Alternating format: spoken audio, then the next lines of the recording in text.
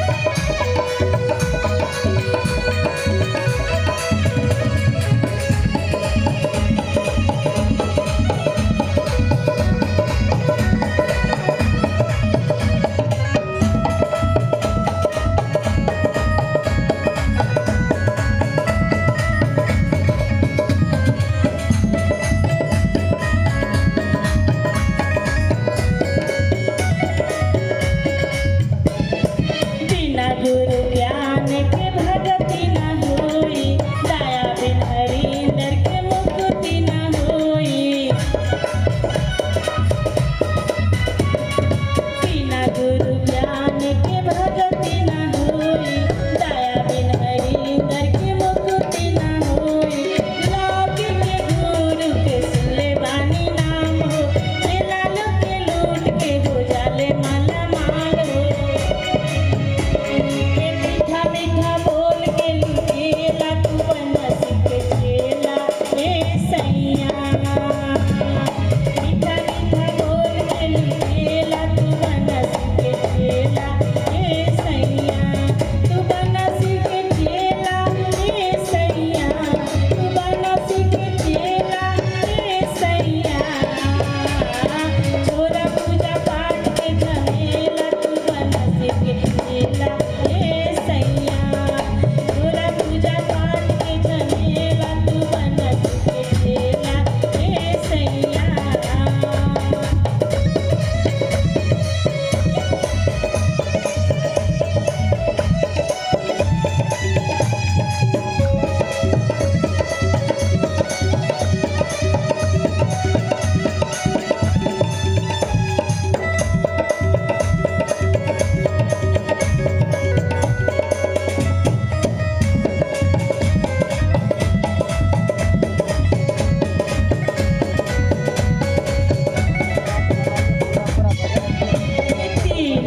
सूत्र साहब कैले परिचालन, सच्चे हृदय से जे करे के पालन।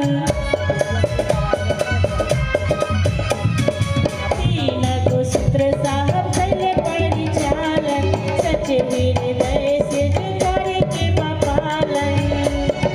नियम से करे के बाई हो तीन विधि, एकर से मिले आठो विधि नवनिधि। बिगड़ल